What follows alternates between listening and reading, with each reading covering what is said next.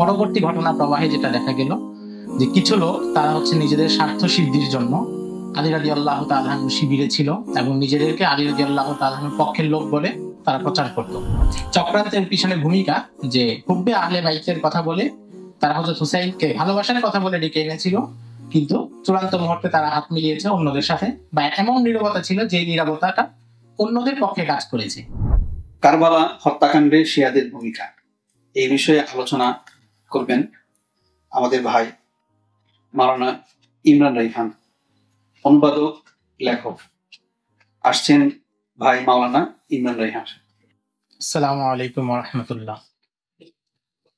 ইন্নাল হামদালিল্লাহ নাহমাদুহু ওয়া নুসাল্লি আলা রাসূলিহিল কারীম, আম্মা বা'দ। কারবালার ঘটনার পরে হযরত হুসাইন রাদিয়াল্লাহু তাআলা আনহুর পরিবারের সদস্যরা যখন দামেস্ক থেকে মদিনায় ফিরে আসেন, তো তারা যখন মদিনায় প্রবেশ করছিলেন তখন হযরত হুসাইনের চাচাতো বোন জয়নব বিনতে আকিল একটা কবিতা পড়েছিলেন। ওই কবিতাটা দিয়েই শুরু করতে চাই। তিনি বলেছিলেন, মাযা তাকুলুনা ইন ক্বালা আন-নাবিয়্যু লাকুম মাযা ফাআলতুম ওয়া আনতুম আখিরুল উমামি বি'উসরাতি ওয়া বিআহলি বা'দা মুফতাকাদি মিনহুম আসফারা ওয়া কাতলা দুররিজু বিদামি। যে তোমরা, মানে পুরো মুসলিম উম্মাহকে লক্ষ্য করেই বলছেন যে তোমাদেরকে যদি তোমাদের নবী জিজ্ঞাসা করেন যে আমার পরে আমার আহলে বাইতের সাথে কি করেছো, তোমরা সর্বশেষ উম্মত হয়েও কি কাজ করেছো, যে তাদের কাউকে বন্দী করেছো, কাউকে হত্যা করেছো, তাদের লাশ এখন রক্ত রঞ্জিত হয়ে ধূলি ধূসরিত অবস্থায় পড়ে আছে। তো কারবালা সম্পর্কে আমরা ইতিহাসের যেই অংশ থেকেই আলোচনা করি, কারবালার সবচেয়ে হৃদয় বিদারক জায়গা হচ্ছে এই জায়গাটা, এবং যেটা একই সাথে আমাদের আবেগের এবং বিশ্বাসের সাথেও সম্পর্কিত।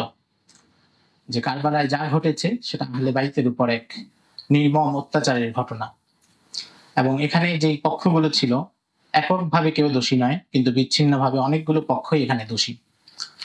তো আমাদের আজকে যে আলোচনার শিরোনাম সেটা হচ্ছে কারবালার হত্যাকাণ্ডে শিয়াদের ভূমিকা। তো মূল বিষয়ে যাওয়ার আগে আমরা শিয়াদের সম্পর্কে একটু সংক্ষিপ্ত পরিচয় দিতে পারি, আর দ্বিতীয় বিষয় হচ্ছে কারবালার প্রেক্ষাপট এবং ঘটনাটা সংক্ষেপে আলোচনা করা, যেন পুরো বিষয়টা পরিষ্কার হয়। স্বাভাবিক অর্থে শিয়া মানে হচ্ছে দল, কোরআনুল কারীমেও এই অর্থেই ব্যবহার হয়েছে। শিয়া মানে কোন একটা দল। এবং 36 হিজরি থেকে 40 হিজরি যখন জঙ্গে জামাল, জঙ্গে সিফিন ঘটেছে, অর্থাৎ মুশাজারাতে সাহাবার যেই অংশ, আলী রাদিয়াল্লাহু তাআলা আনহু এবং মুআবিয়া রাদিয়াল্লাহু তাআলা আনহুর মধ্যে যেই যুদ্ধগুলো হয়েছে, তখন দুইটা গ্রুপকেই শিয়া বলা হতো, শিয়া আনে মুআবিয়া এবং শিয়া আনে আলী। অর্থাৎ এরা আলীর শিয়া, এরা মুআবিয়ার শিয়া, এরা আলীর দল, এরা মুআবিয়ার দল, এই দুই অর্থে শব্দটা ব্যবহার হতো। কিন্তু সবসময় শব্দের শাব্দিক অর্থই চূড়ান্ত হয় না, একটা দীর্ঘ সময় পরে এটার পারিভাষিক অর্থ বা বিশেষ কোন একটা ফিরকা মতবাদের সাথে ওই শব্দের অর্থটা খাস হয়ে যায়। তো তখন শুধু শাব্দিক অর্থ দিয়েই এটা নিরূপণ করা যায় না। পরবর্তী ঘটনা প্রবাহে যেটা দেখা গেল যে কিছু লোক তারা নিজেদের স্বার্থ সিদ্ধির জন্য আলী রাদিয়াল্লাহু তাআলা আনহুর শিবিরে ছিল এবং নিজেদেরকে আলী রাদিয়াল্লাহু তাআলা আনহুর পক্ষের লোক বলে তারা প্রচার করত, এবং আলী রাদিয়াল্লাহু তাআলা আনহুর প্রতি ভালোবাসা দেখানোর চেষ্টা করত। এবং এই ভালোবাসা দেখাতে গিয়ে অনেক ধরনের বক্তব্য তারা দিয়েছে। কখন আলী রাদিয়াল্লাহু তাআলা আনহুকে আল্লাহর আসনেই বসানোর চেষ্টা করেছে, এবং এটা ওনার জীবদ্দশাতেই এই ধরনের বেশ কয়েকটা ঘটনার বর্ণনা পাওয়া যায়। তো একটা সময় পরে এরপরে তারা নানাভাবে বিভিন্ন আরো ফিরকা তৈরি করেছে এবং নিজেদের মধ্যে আরো অনেক বিশ্বাস নিয়ে এসেছে, এবং বেশিরভাগ বিশ্বাস সেটা হচ্ছে ইরানের অগ্নি পূজকদের কাছ থেকে নেওয়া, যা জরথ্রুস্টের যে অনুসারী ছিল তাদের বিশ্বাসগুলো তারা গ্রহণ করে নিয়েছে।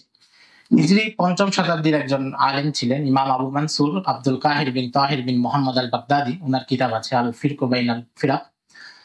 তো ওখানে উনি আল ফারকু বাইনাল ফিরাক, তো সেখানে উনি শিয়াদের এই ধারাটা বলেছেন, এবং তিনি বলেছেন যে শিয়াদের জন্ম আসলে 36 হিজরিতে ওসমান রাদিয়াল্লাহু তাআলা আনহুর ইন্তেকালের যে ঘটনা প্রবাহ তখন থেকে। আমরা জানি যে ওসমান রাদিয়াল্লাহু তাআলা আনহুর শাহাদাতের যে ঘটনা, সেখানে আব্দুল্লাহ ইবনে সাবার একটা ভূমিকা ছিল। ওই আলোচনাগুলো আর করতে যাচ্ছি না, কিন্তু সাবাই যারা ছিল, যারা এই হত্যাকাণ্ড তৈরি করেছে এবং পরবর্তীতে সাহাবীদের মধ্যে দ্বিপাক্ষিক যে লড়াইগুলো হয়েছে সেগুলোকে উস্কে দেওয়ার পেছনে যাদের ভূমিকা ছিল, তারাই পরে এই শিয়া গ্রুপটাতে এসেছে এবং আরো নানা ভাগে ভাগ হয়েছে, সেটা অন্য আলোচনা।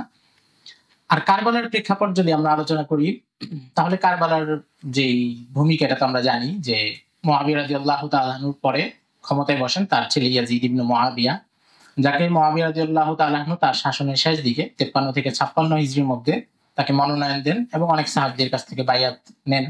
অনেকে তখনও বায়াত দেননি। এর মধ্যে আব্দুল্লাহ ইবনে জুবাইর এবং হুসাইন রাদিয়াল্লাহু তাআলা আনহু তারা উল্লেখযোগ্য। আমাদের এখানে আমরা যখন হুসাইন রাদিয়াল্লাহু তাআলা আনহুর কথা আলোচনা করি বা কারবালার প্রেক্ষাপট আলোচনা করি, তো একটা বিভ্রম হয়। বিভ্রমটা কি, যে যেহেতু যে হাদিসগুলোতে আমরা হুসাইন রাদিয়াল্লাহু তাআলা আনহুর বর্ণনা পাই, তখন তো ওনার বয়স খুব কম ছিল, কারণ নবীজি যখন ইন্তেকাল করেন ওনার বয়স 10-এর নিচেই ছিল। তো ওই জন্য হাদিসে ওনাকে খুব বালক মনে হয়। এবং পরবর্তীতে ওনাদের যে যুদ্ধের বিবরণ, যেগুলো ওসমান রাদিয়াল্লাহু তাআলা আনহুর শাসনামলে কিংবা ওমর রাদিয়াল্লাহু তাআলা আনহুর শাসনামলে ওনার যে অ্যাক্টিভিটির কথা জানা যায়, সেই বর্ণনাগুলো তো দেখা যায় ওনার বয়স 25-30 এমন ছিল।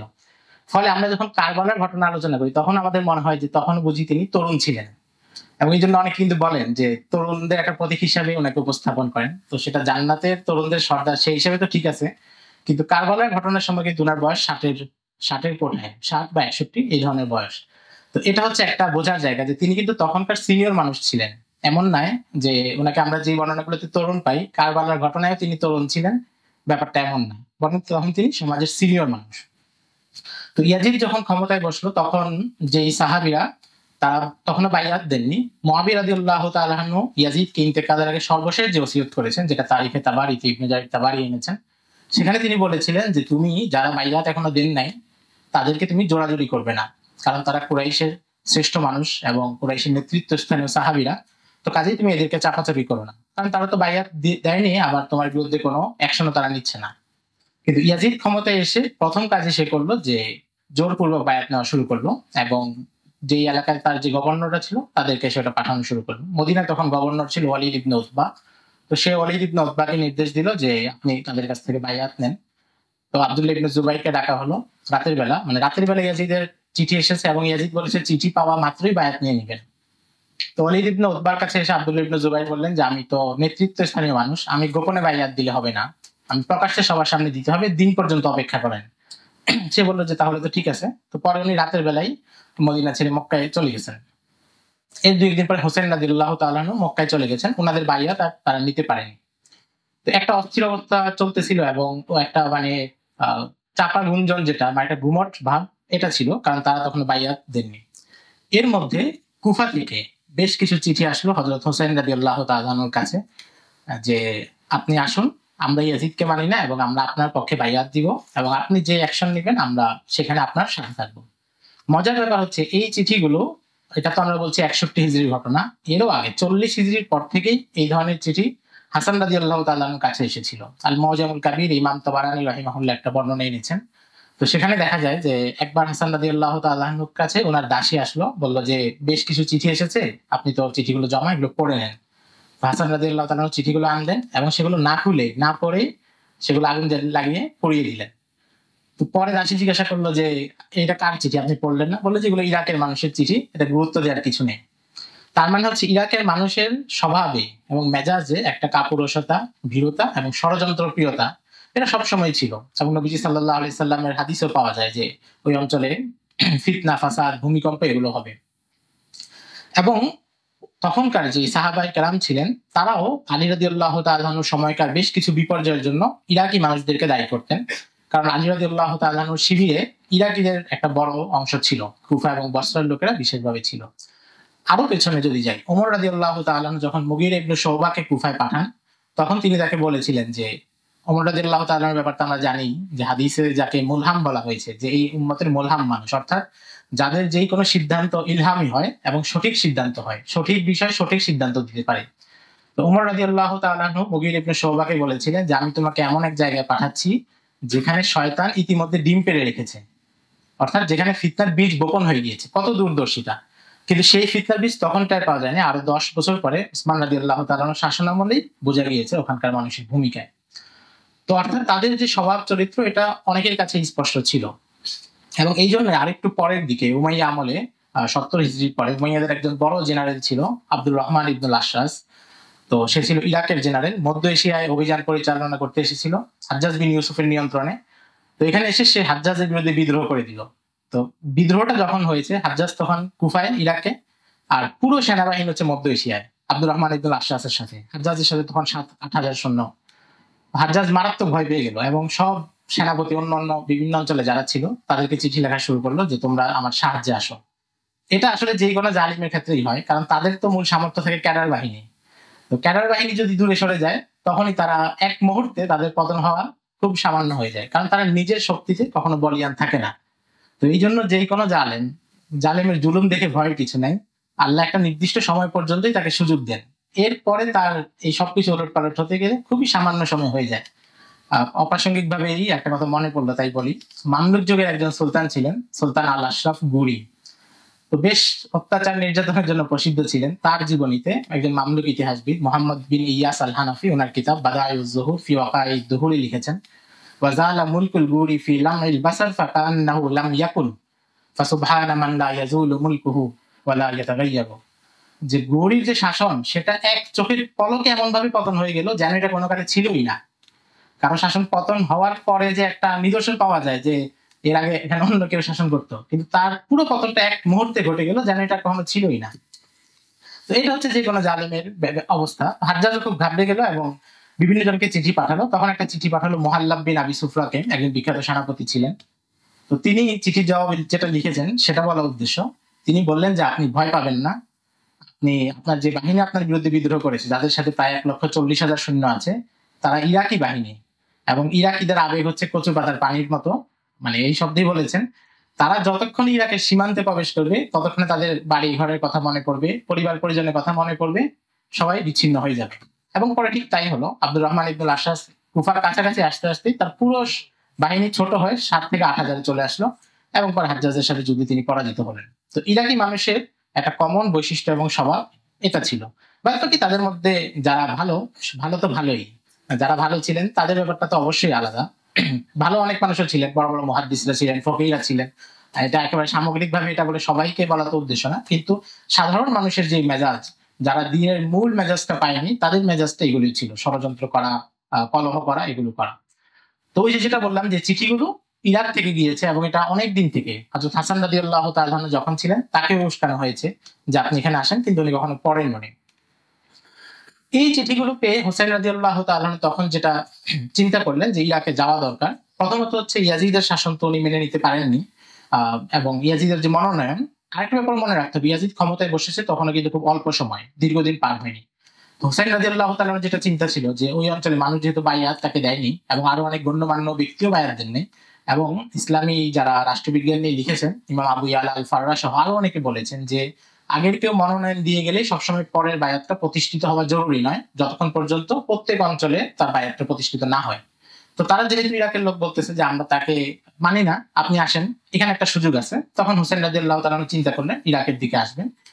তখন আব্দুল্লাহ ইবনে আব্বাস রাদিয়াল্লাহু তাআলা আনহু এবং আব্দুল্লাহ ইবনে ওমর রাদিয়াল্লাহু তাআলা আনহু সহ অনেকে তাকে বললেন যে আপনি তাদের উপর আস্থা রাখেন না, কারণ এরা আপনার বাবাকে হত্যা করেছে। বাবাকে হত্যা করেছে বলতে এই অঞ্চলের মানুষই, আলী রাদিয়াল্লাহু তাআলা আনহু শাহাদাত তো কুফায় হয়েছে।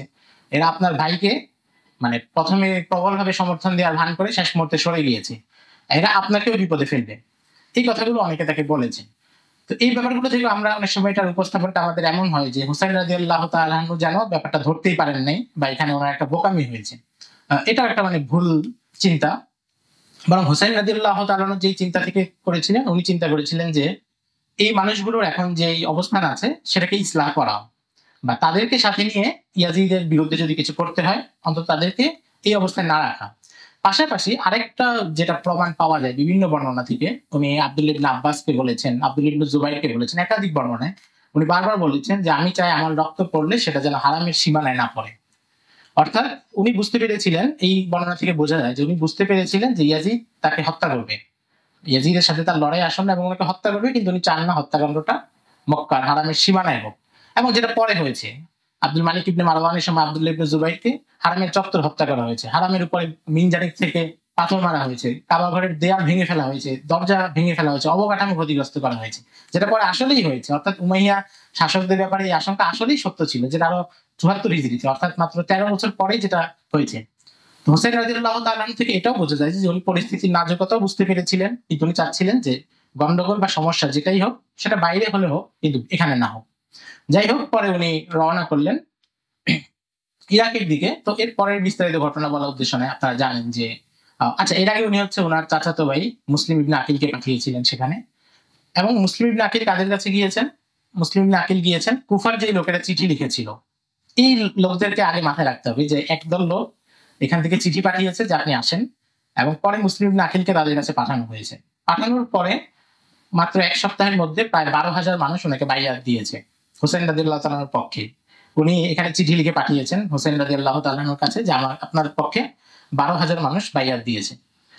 ওই সময় কুফার গভর্নর ছিলেন নোমান বিন বশির রাদিয়াল্লাহু তাআলা, একজন অল্প বয়স্ক সাহাবী, 2য় হিজরিতে ওনার জন্ম, এবং উনি খুব নরম স্বভাবের মানুষ ছিলেন এবং হোসেন রাদিয়াল্লাহু তাআলাকে অনেক ভালোবাসতেন। উনার একটা বিখ্যাত কথা যেটা তারিখে তাবারি সহ অনেক জায়গায় এসেছে, উনি বলতেন বাহদালের নাতির চেয়ে নবীজির নাতি আমাদের কাছে অনেক প্রিয়।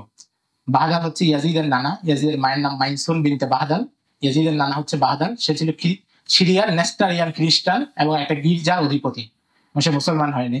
তো ওইদিকে ইঙ্গিত করে তিনি বলতেন যে বাহদালের নাতির চেয়ে নবীজির নাতি আমাদের কাছে প্রিয়।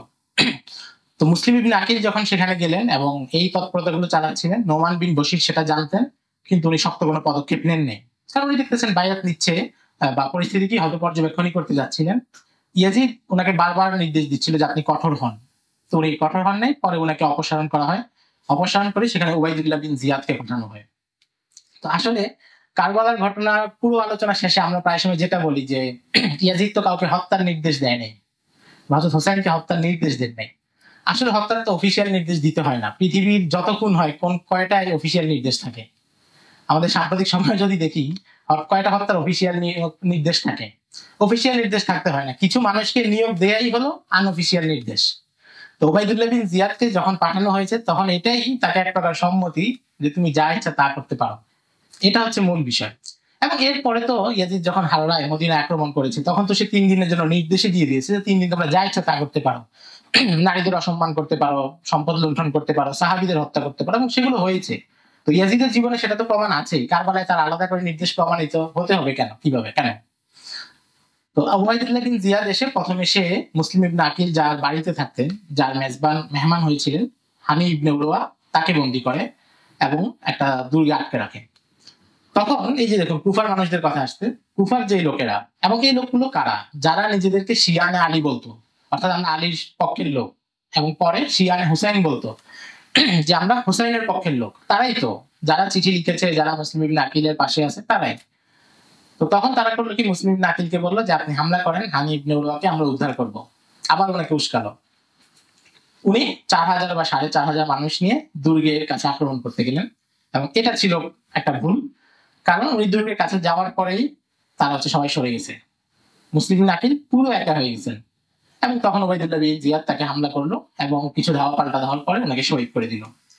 এই ঘটনা যখন ঘটলো, এই ঘটনা ঘটার পরে উবাইদুল্লাহ বিন জিয়াদ পুরো কুফাকে একদম ব্লক করে দিল, অর্থাৎ এখান থেকে বের হতে পারবে না, ঢুকতে হলে অনেক তল্লাশি করে ঢুকবে, এখান থেকে কোনো চিঠিপত্র যাওয়ার কোনো সুযোগ নেই। আর মুসলিম ইবনে আকিলের আগের চিঠি যেহেতু হোসেন রাদিয়াল্লাহু তাআলা পেয়েছিলেন যে 12,000 মানুষ এখানে বাইয়াত নিয়েছে, তিনি ওই অনুসারে রওনা হয়ে গেছেন। মুসলিম ইবনে আকিলের হত্যাকাণ্ডের 3 থেকে 4 দিনের মধ্যে তিনি মক্কা থেকে রওনা হয়েছেন, কিন্তু হত্যাকাণ্ডের কথা তিনি জানতেন না, যেহেতু পুরো শহরকে ব্লক করে দিয়েছে, এখান থেকে কোনো সংবাদ তার কাছে যায়নি। হুসাইন রাদিয়াল্লাহু তাআলা, এবং আরো মজার ব্যাপার, হুসাইন রাদিয়াল্লাহু তাআলা যখন আসছিলেন তখন তিনি সাথে কুফাবাসীদের যে চিঠিগুলো ছিল সবগুলো চিঠি সাথে নিয়ে আসছেন। অর্থাৎ তার মনে একটা আশঙ্কা ছিল যে এরা হয়তো অস্বীকার করতে পারে, তখন যেন তাদেরকে এগুলো বলে দেখানো যায় যে তোমরা তো আমাকে চিঠি লিখেছো, বা যে আশঙ্কা হোক উনি চিঠিগুলো নিয়ে এসেছিলেন সাথে, এবং উনি ওনার প্রায় 500 জনের মতো সদস্য নিয়ে কাফেলা নিয়ে এসেছেন। এর মধ্যে উবাইদুল্লাহ বিন জিয়াদ এখানে আমর ইবনে সাদকে বা ওমর ইবনে সাদ তাকে পাঠালো যে তুমি তাকে আটকাও, এবং পথে আটকানোর নিয়মটা কি হবে যে বিনা শর্তে তাকে গ্রেফতার হতে হবে, অর্থাৎ কোনো শর্ত মানা যাবে না, হয়তো গ্রেফতার হবে, না হলে হত্যা করা হবে। তো এরপরে মানে বাকি আমি এগুলো সংক্ষেপে বলতেছি, এগুলো তো আপনারা মোটা দাগে মূল কথা জানেনই। পথে যখন তাদের বাহিনী, ওমর ইবনে সাদের বাহিনীর সাথে হুসাইন রাদিয়াল্লাহু তাআলা দীর্ঘ কথা হলো, উনি 3টা প্রস্তাব দিলেন যে আমাকে হয়তো দামেস্কে যেতে দাও, বা মদিনায় ফিরে যেতে দাও, বা অন্য কোনো এলাকায় চলে যাব। তো তারা এগুলো কোনোটাই মানেনি, এবং তারা একেবারে মানে যেখানে যুদ্ধ হওয়ার কথা না, যেহেতু 3টা প্রস্তাবের সুযোগ আছে, তারা হচ্ছে এটাকে উস্কে একটা যুদ্ধের দিকে নিয়ে গেল, এবং তারা সেখানে যুদ্ধই করলো, যে যার পরিণতিতে হোসেন রাদিয়াল্লাহু তাআলা এবং তার পরিবারের সকল সদস্য শহীদ হলেন, পুরুষ সদস্য। শুধু ইমাম জাইনুল আবিদিন যিনি, তিনি অসুস্থ ছিলেন, এই জন্য তাকে তারা ছাড় দিয়েছে। এবং এরপর তার কাটা মাথা উবাইদুল্লাহ বিন জিয়াদের কাছে নিয়ে যাওয়া হয়েছে এবং খুবই নিষ্ঠুর হৃদয় বিদারক বর্ণনা বাকি যে বর্ণনাগুলো। তো মোটা দাগে এটা হচ্ছে কারবালার ঘটনা। এখন কারবালার ঘটনায় দায়ী পক্ষ বিবেচনা করলে ইয়াজিদ তো সবার উপরেই, কারণ প্রথমত সে মুআবিয়া রাদিয়াল্লাহু তাআলার যে ওসিয়ত ছিল যে যারা বাইয়াত দেয়নি তাদেরকে চাপাচাপি করবে না, এটাকেই সে ভঙ্গ করেছে। মুআবিয়া রাদিয়াল্লাহু তাআলা তো ছিলেন অত্যন্ত বিচক্ষণ রাষ্ট্র শাসক, তিনি জানতেন যে এখানে সমস্যা হতে পারে, কিন্তু সে বাবার এই নসিহতটাও রক্ষা করেনি। দ্বিতীয় বিষয় হচ্ছে ইয়াজিদের নিযুক্ত যারা ছিল ওমর বিন সাদ কিংবা উবাইদুল্লাহ বিন জিয়াদ, তারাও এখানে শতভাগ এটার জন্য দায়ী। এবং হত্যা যে করেছে সিমার বিন জিল জওশান, সেও এটার জন্য দায়ী, সেও সরাসরি হত্যাই করেছে। কিন্তু কথা হলো তাহলে এই ঘটনা যখন ঘটেছে কুফার মানুষজন তখন কোথায়? যারা 12,000 ধরে বাইয়াত দিয়েছে, যারা মুসলিম নাকিলের সাথে ছিল না, আচ্ছা ঠিক আছে, কিন্তু ইমাম হোসেন যখন আসলেন তখন তার সাথে তো তাদের থাকা উচিত ছিল, তাদের কাউকে তিনি সেখানে পান নাই, অথচ তারা অনেক কাছে ছিল, তারা তামাশা দেখছিল। আমাদের দেশে যেটা হয় যে কোথাও মারামারি লাগলে দুই পক্ষ মারামারি, আরেক পক্ষ বাইরে থেকে দেখতেছে, এই ধরনের একটা ব্যাপার সেখানে ছিল। তারিখে তাবারী বর্ণনায় পাওয়া যায় যে হুসাইন রাদিয়াল্লাহু তাআলা যখন শহীদ হন, এর আগে ওনার সর্বশেষ যে কথা ছিল, উনি বলছিলেন যে আল্লাহুম্মা হুকুম বাইনানা ওয়া বাইনা কওমিন দাউনা লিয়ানসুরুনা ফাকাতালুনা, যে এমন কওমের ব্যাপারে আপনি তাদের উপর ফয়সালা করেন যারা আমাদেরকে এখানে সাহায্যের কথা বলে ডেকে আনছে, তারপরে হত্যা করেছে। এই কথা থেকে কি বোঝা যায়? এটা কি তিনি উবাইদুল্লাহ বিন জিয়াদের বাহিনীকে বলছেন? তারা তো দাওয়াত দেয়নি, তিনি বলছেন যে আমাদেরকে দাওয়াত দিয়ে এনেছে, তারপর সাহায্য কথা বলে হত্যা করছে। তাহলে এই কথার তার লক্ষ্য কারা? কুফাবাসীরা, কারণ তারা দাওয়াত দিয়েছে। এবং এই বর্ণনাগুলো শিয়াদের যে সোর্স তাদের কিতাবেও আছে এবং তারাও স্বীকার করে। আব্বাস আল কুম্মির বই আছে সাফিনাতুল বিহার, তো সেখানে তারা এগুলো একদম তাদের সনদে এনেছে, কিন্তু তারা এটা স্বীকার করেছে যে আহলে কুফা যারা ছিল, যারা এখানে ডেকেছে, তারা পর্যন্ত স্বীকার করে যে তারা এখানে ডেকেছে এবং তারা গাদ্দারি করেছে। এবং তাদের অন্যান্য যে সকল বই আইয়ারে শিয়া, তাদের শিয়া মাযহাবের জীবনীর মতো একটা বিশাল বই আছে, আমাদের যেমন ইমাম যাহাবীর সিয়ার আলামিন নুবালা, ওইটা এরকম 30-40 খণ্ডে। তো সেখানে এই ধরনের অনেক বর্ণনা আছে, তাদের বিভিন্ন, তাদের যারা ইমাম, তাদের যারা মুহাদ্দিস, তাদের বরাতে যে কুফার লোকেরা, আহলে ইরাকের লোকেরা ডেকে এনেছে এবং তারপর তারা তার সাথে ছিল না, তারা তাকে হত্যা করেছে। এটা তাদের স্বীকারোক্তি, তাদের সোর্সে আছে। দ্বিতীয় বিষয় হলো ওই সময়কার যারা সাহাবায়ে কেরাম ছিলেন এবং গুরুত্বপূর্ণ ব্যক্তিবর্গ ছিলেন, তারা এই ঘটনার জন্য ইয়াজিদকে তো অবশ্যই দোষী মনে করতেন। এবং ইমাম আহমদ ইবনে হাম্বল সহ অন্যদের তো প্রচুর বর্ণনা পাওয়া যায় পরে যে ইয়াজিদকে কোনো মুসলমান কি করে ভালোবাসতে পারে, এই ধরনের অনেক কথা পাওয়া যায়। সাহাবায়ে কেরাম যারা ছিলেন তারা কি মনে করতেন? শুধু দুইটা বর্ণনা দেই। উম্মে সালামা রাদিয়াল্লাহু তাআলা আনহু, ওনার থেকে ইমাম আহমদ ইবনে হাম্বলের কিতাব ফাযাইলুস সাহাবাতে বর্ণনা এসেছে যে উনি তখন মদিনায় ছিলেন এবং হুসাইন রাদিয়াল্লাহু তাআলা আনহুর এই হত্যাকাণ্ডের সংবাদ মদিনায় গেল। যখন সংবাদটা এলো তখন ওনার যে বক্তব্য, ওই মুহূর্তে যখন এটা মদিনা সংবাদটা পৌঁছলো, উনি তখন কি করলেন? লানাত আহলাল ইরাক, প্রথমে উনি ইরাকের বাসিন্দাদেরকে লানত করলেন। দেখেন, উনি উম্মুল মুমিনিন, কিন্তু উনি অন্য কোনো কথাই জানেন। হুসাইন রাদিয়াল্লাহু তাআলা শহীদ হয়েছেন শুনে আগে ইরাকের লোকদের লানত করেছেন। ওয়াকালাত কাতালুহু কাতালাহুমুল্লাহ, এরপরে তিনি বললেন যে এরা হুসাইনকে হত্যা করেছে এবং আল্লাহ তাদেরকে ধ্বংস করুক। এটা উম্মে সালামা রাদিয়াল্লাহু তাআলা আনহার বক্তব্য। আব্দুল্লাহ ইবনে ওমর রাদিয়াল্লাহু তাআলা আনহু জীবিত ছিলেন ওই সময়কার এবং পুরো প্রেক্ষাপটটা তিনি তখন জানার সুযোগ পেয়েছিলেন। উনার একটা বর্ণনা আছে সহিহ বুখারীতে ইবনে আবি নুআম থেকে।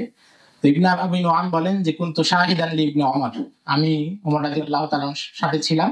সাআলাহু রাজুলুন আন দামিল বাউদ, এক লোক এসে তাকে জিজ্ঞাসা করলো মশার রক্তের ব্যাপারে, মানে মশার রক্ত এটা কি পাক না পাক, এই মাসালা জিজ্ঞাসা করলো। ফাকালা মিম্মান আনতা, ক্বালা মিন আহলিল ইরাক।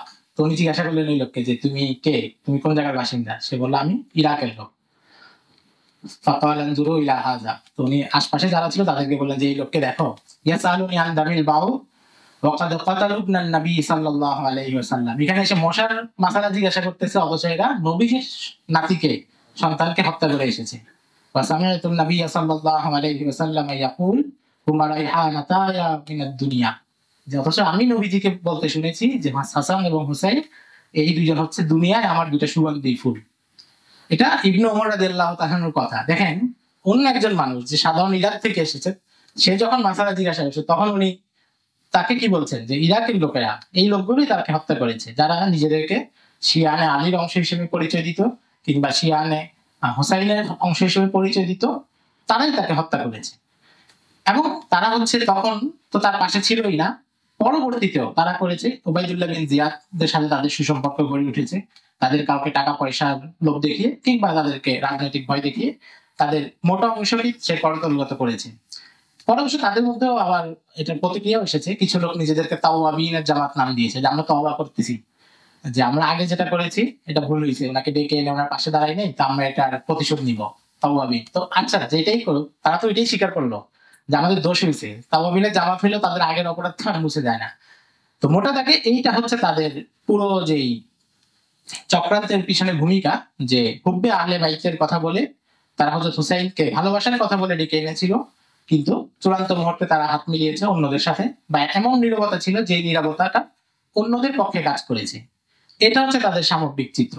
এবং পরবর্তীতে এই ঘটনার পরে উমাইয়া শাসনামলে এবং আব্বাসী শাসনামলে যতদিন ছিল, বারবার তারা এই কাজগুলি করেছে। অনেকবারই তারা এমন করেছে যে আহলে বাইতের যারা ছিলেন তাদেরকে নানা বিদ্রোহের জন্য এবং হুকুমতের কাছ থেকে প্রতিশোধ নেওয়ার জন্য বিভিন্নভাবে উস্কিয়ে হয়তো নামানোর চেষ্টা করেছে, কখনো সফল হয়েছে কখনো ব্যর্থ হয়েছে, কিন্তু বেশিরভাগ সময় তাদের সঙ্গ তারা দেয়নি। এটা হচ্ছে তাদের প্রাচীন চরিত্র এবং এটা তাদের হাজার বছরের চরিত্র।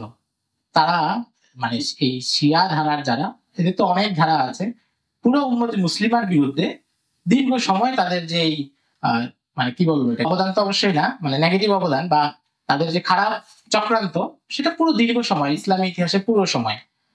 পবিত্র কাবা শরীফে যারা হামলা করে সেখান থেকে হাজর আসওয়াদকে নিয়ে চলে গেছে, তারা কারা ছিল? কারামেতারা ছিল। কারামেতারা শিয়াদের একটা ধারা।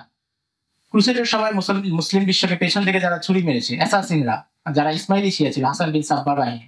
আলাকুল খান যখন বাগদাদে আক্রমণ করবে, তার সাথে যারা ছিল, নাসির উদ্দিন তুসি এবং বাগদাদের উজির ইবনুল আলকামি, যে সবচেয়ে বড় গাদ্দার, শিয়া ছিল।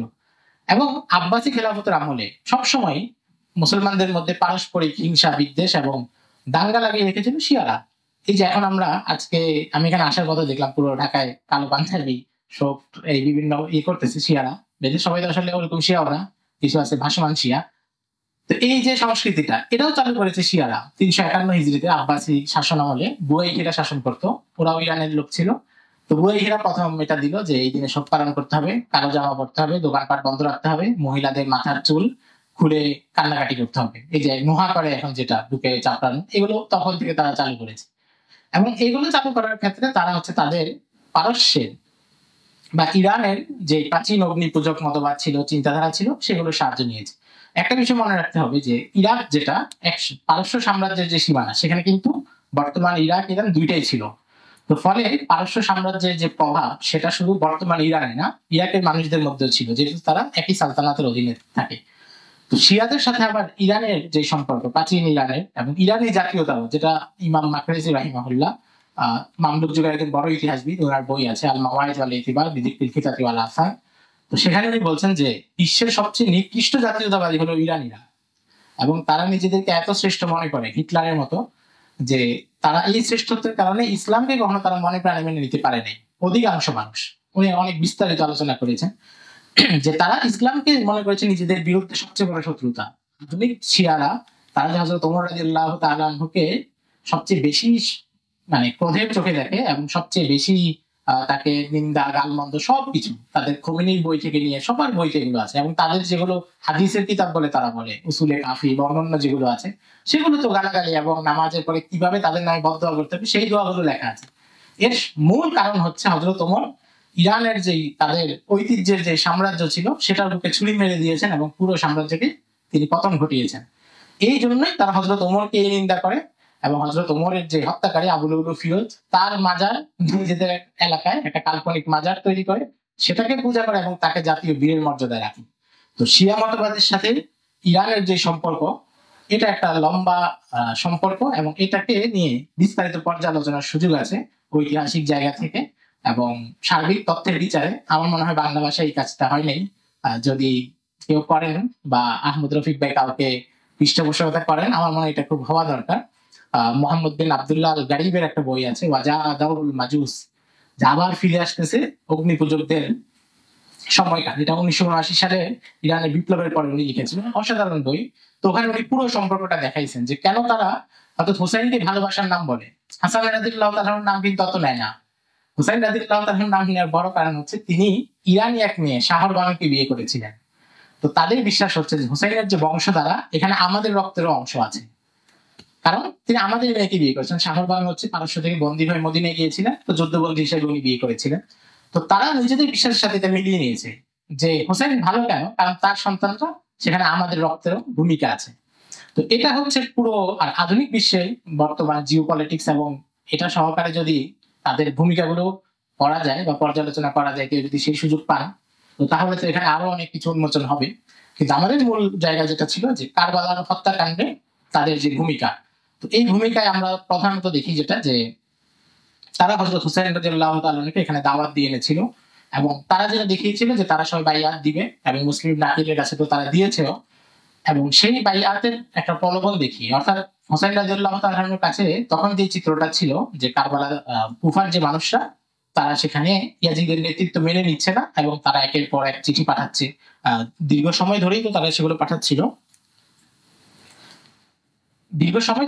সেটা পাঠাচ্ছিল। ফলে উনি এই চিত্রটাকে যেভাবে দেখেছেন এবং তার উপরেই তিনি আসার সিদ্ধান্ত নিয়েছেন। কিন্তু তারা যখন কুফার গভর্নর নোমান বিন বশির ছিলেন, তারা বুঝেছিল যে নোমান বিন বশির নরম মানুষ এবং তার কাছ থেকে খুব বেশি বাধা পাওয়া যাবে না, তখন তারা এই কাজগুলো ঠিকই করেছে। কিন্তু যখন ওবাইদুল্লাহ বিন জিয়াদ এসেছে, তখন তারা উপযুক্ত সময় পিছনে হটে গেছে, এবং সেই মুহূর্তে না তারা মুসলিম ইবনে আকিলকে সাহায্য করেছে। মুসলিম ইবনে আকিল যখন ওবাইদুল্লাহ বিন জিয়াদের হাতে মারা যান, কুফার যে লোকগুলো তার সাথে ছিল, এবং আরেকটা ব্যাপার মনে রাখতে হবে, তখন কিন্তু এই ধরনের সিভিলিয়ান আর আর্মি দুইটার মধ্যে খুব বেশি পার্থক্য ছিল না, কারণ তখন সবার কাছে অস্ত্র থাকতো এবং সবাই অস্ত্র চালাইতে পারতেন। এটা ছিল তখনকার বৈশিষ্ট্য। তো তখন এমন না যে এরা খালি হাতে ওবাইদুল্লাহ বিন জিয়াদের সাথে লড়তে হবে, তাদের কাছে অস্ত্র ছিল, তারা অস্ত্র চালাইতে পারে, কিন্তু তারা মুসলিম নাকিলের সাথে ছিল না। মুসলিম নাকিলের সাথে ছিল না। এরপর যখন ইমাম হুসাইন এসেছেন এবং হুসাইন রাদিয়াল্লাহু তাআলা যে তাদেরকে বারবার আহ্বান করেছেন, কারবালার তার যতগুলো খুতবা বা বর্ণনা পাওয়া যায়, সহিহ বর্ণনাগুলো নিলেও দেখা যায় প্রত্যেকটাতেই তিনি বারবার আহ্বান জানাচ্ছেন যে তোমরা তো আমাকে ডেকে এনেছো, এখানে তো আমি আসিনি, কিন্তু তোমরা এখন কোথায়, তোমাদের কি ভূমিকা বা তোমাদের কি সিদ্ধান্ত। তখন তারা একদম নীরব। কিন্তু পরে হচ্ছে তারা যখন কারবালার ঘটনা ঘটে গেল, তারপর তারা মাতম শুরু করলো, শোক শুরু করলো, এবং নিজেদেরকে হযরত আলী এবং হুসাইন রাদিয়াল্লাহু তাআলা আনহু সবচেয়ে বড় শুভাকাঙ্ক্ষী এবং সবচেয়ে বড় মিত্র হিসেবে নিজেদেরকে উপস্থাপন করা শুরু করেছে, এবং সেই উপস্থাপনের ধারা এখন পর্যন্ত চলমান। এখনো যারা এই মানে হুসাইন রাদিয়াল্লাহু তাআলা আনহুর এই জায়গাগুলোতে শোক করে, তাদের মধ্যে কি হুসাইন রাদিয়াল্লাহু তাআলা আনহুর সেই আদর্শ, সেই চেতনা সেটা কি আছে? যারা আহলুস সুন্নাহ থেকেই খারিজ, তাদের কাছে হুসাইন রাদিয়াল্লাহু তাআলা আনহুর চেতনার কি অর্থ? এবং এই বিষয়গুলো আমাদের উপমহাদেশে তো অনেক বেশি, এবং বাইরে যেখানে আছে তারা এগুলো সব জায়গায় করেছে। আমাদের এই অঞ্চলে যারা বিদআতের সবচেয়ে বেশি প্রসার ঘটিয়েছে সেটা মুঘল আমলের শিয়ারা। মুঘল আমলে ইরান থেকে যারা এসেছে তারা এসে এখানকার মানুষের মধ্যে বিভিন্ন জঘন্য আকীদা, মতবাদ, চিন্তাধারা এগুলো ছড়িয়েছে। আমাদের মুর্শিদাবাদের নবাবদের মধ্যেও এগুলো ছিল। এই সিলসিলাটা তখন থেকেই ছিল, এবং ঢাকায় যে ইমামবাড়া যেটা প্রতিষ্ঠিত হয়েছে এটা মুঘল আমলের। ওই সময় যারা এসেছে, অর্থাৎ তারা যেখানে গিয়েছে বিকৃত আকীদা দিয়ে সহিহ ইসলামের যেই প্রাণচঞ্চল যে ঝর্ণাধারা, সেটাকে তারা সবসময় কলুষিত করেছে। তো এই জন্য আমাদেরকে এই ইতিহাসটার এই অংশটার প্রতিও সতর্ক দৃষ্টি রাখা উচিত যে এই মানুষগুলো যারা এখন শুভাকাঙ্ক্ষী সাজতেছে, তারা আগেও শুভাকাঙ্ক্ষী সেজেই এই ক্ষতিগুলো করেছে। যেটা আব্দুল্লাহ ইবনে আব্বাস রাদিয়াল্লাহু তাআলা আনহু ওমর হুসাইন রাদিয়াল্লাহু তাআলা আনহুকে বলেছিলেন যে আপনি সেখানে অবশ্যই যাবেন না, কারণ ইরাকের মানুষ স্বভাবগতই ফিতনাবাজ, স্বভাবগতই তারা কলহপ্রিয়, এবং তারা এর আগে আপনার বাবার সাথে এবং আপনাদের পরিবারের সাথে তারা যা যা করেছে এটা আপনি অবশ্যই লক্ষ্য রাখবেন।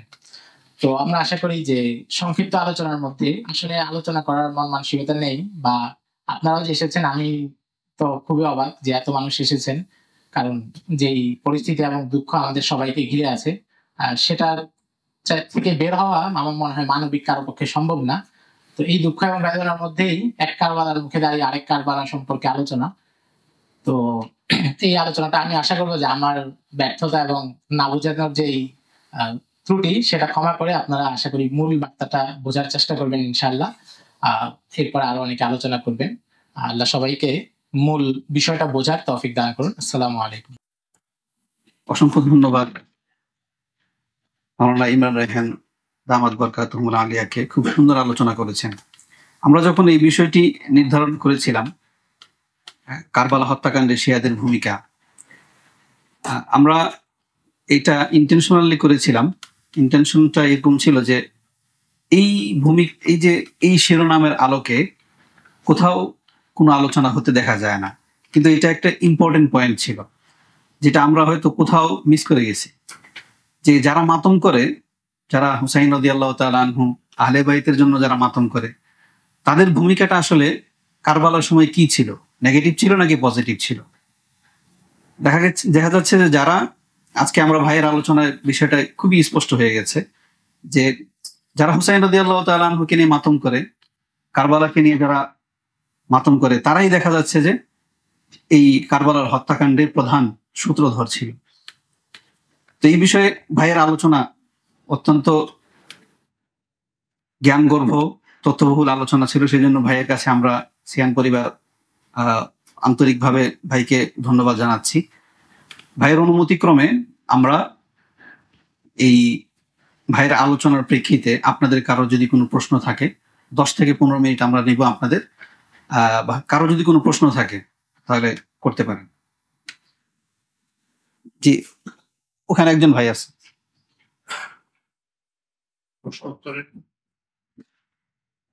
ভাই একটু দাঁড়ালে ভালো হবে।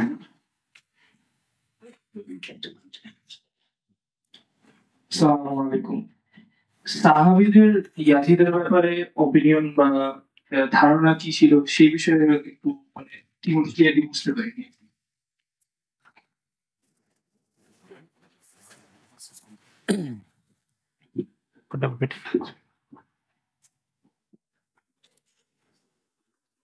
সমস্যা দাঁড়াই, ওখানে দাঁড়াই। আচ্ছা, প্রশ্নটা আবার একটু করলে ভালো হতো।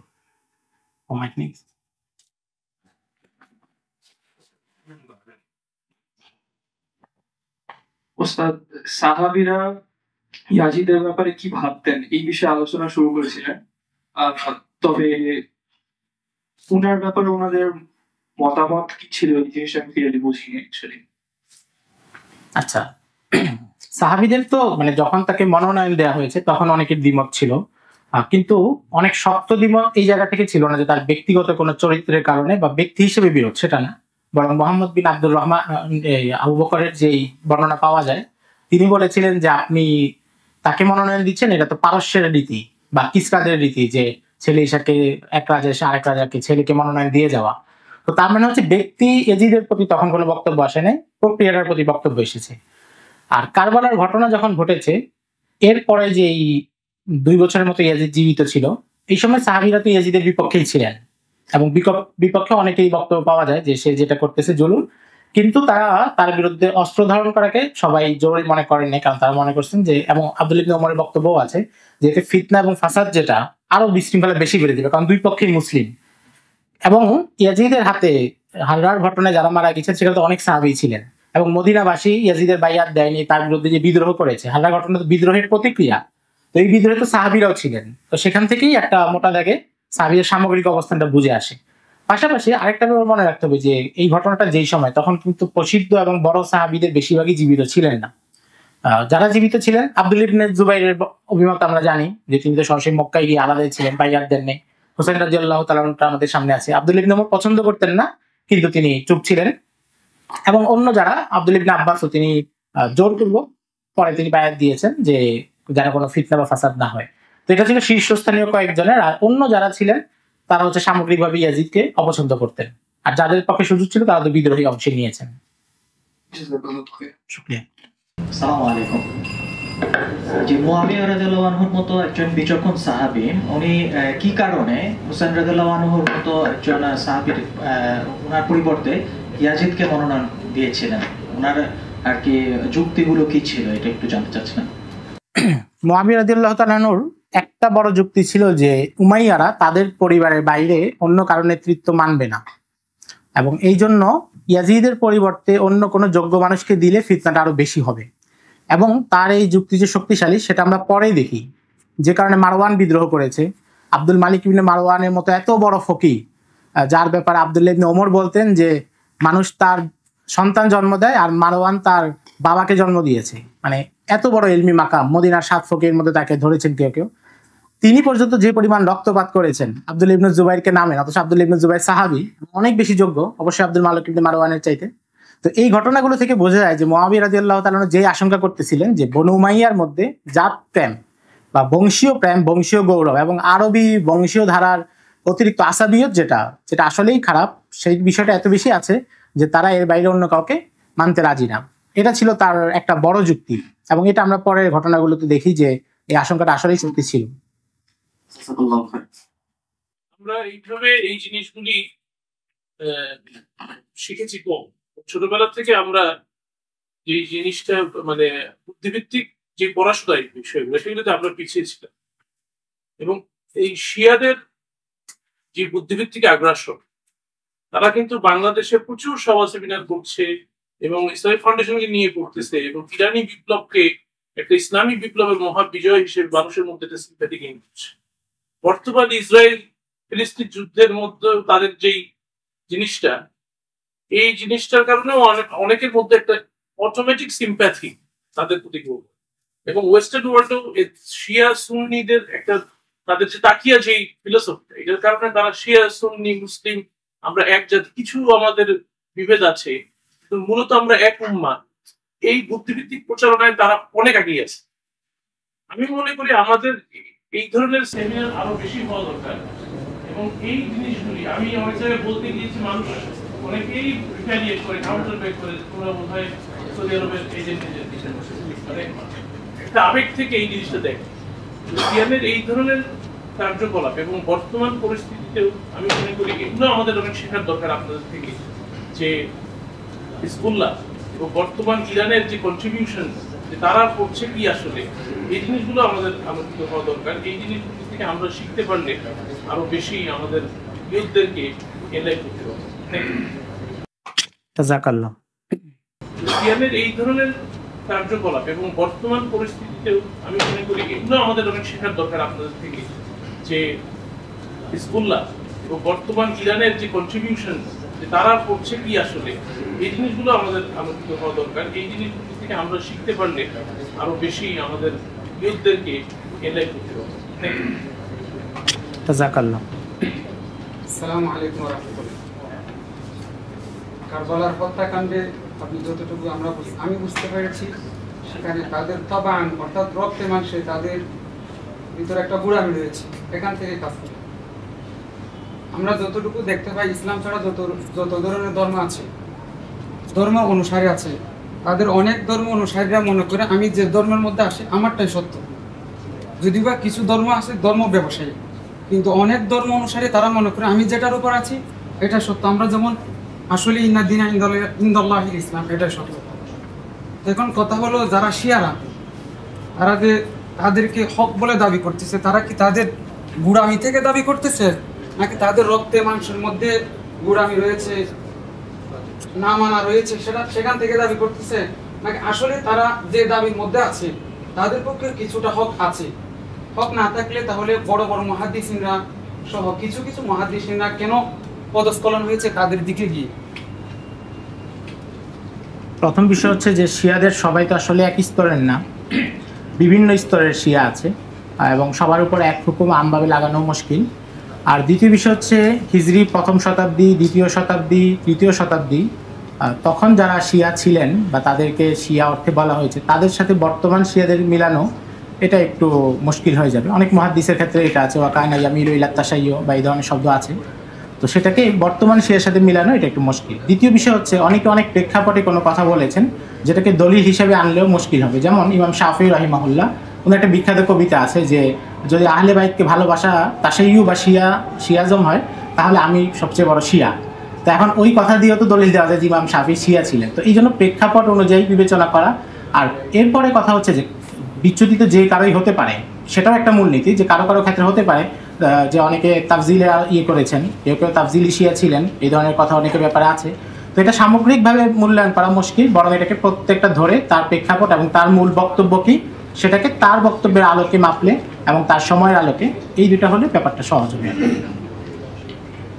এখন যে শিয়াবাদীরা আছে, যে তারা কাজ করতে, তারা কি মনে করে আমরা সত্যের উপর আছি, না আমাদের গুড়ামিরা, আমাদের ভিতরে যে রক্তে মাংস এটা গুড়ামি রয়েছে, আসাবিয়ত রয়েছে, সেটা আমরা প্রকাশ করবো, ইসলাম যেদিকে যায়। এটা তো তাদের সাথে কথা বললে বেশি সহজ হবে যে তারা কি মনে করে। তাদের কাছ থেকে আমরা কোনটা মেসেজটা নিতে পারি সেটা তো বুঝতে পারি। তাদের কাছ থেকে যে কোনো বাতিল ফিরকার কাছ থেকে আপনি মূল মেসেজ একটাই নিতে পারেন যে আমার নিজের ঘর সম্পর্কে আমার ভালো করে পড়াশোনা করা দরকার। যে কোনো ফিরকাই সে যখন কোনো আপত্তি করে বা প্রশ্ন করে, তার কাছে মূল শেখার বিষয়টা যে আমি যেটার পক্ষে আছি বা আমি যেটার দিফা করতেছি সেটা আমি কতটা ভালো জানি। এই মেসেজটা নিলে তাহলে বাকি সব কিছু আপনি অর্জন করলে তো বাকি সবগুলো এরপরে সমানই। জাযাকাল্লাহ।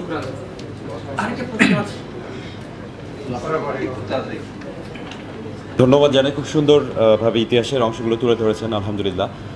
তো আমাদের বাংলাদেশে বিভিন্ন পরিভাষা যেমন নামাজ, রোজা, এটাতে স্পষ্ট যে ফার্সি ভাষার প্রভাব, এবং এটা তো ফার্সি যে সভ্যতা যেটা আছে তাদের কাছে যখন ইসলামের দাওয়াত পৌঁছে গেছে, সলাত, সিয়াম এই শব্দগুলো তারা গ্রহণ করেনি, তারা নামাজ, রোজা এটাকে এস্টাবলিশ করছে। এটাতেই বোঝা যায় যে এই জাতি, তাদের জাতাভিমান অনেক বেশি এবং তাদের একটা আলাদা নিজস্ব সংস্কৃতিকে তারা প্রেফার করে।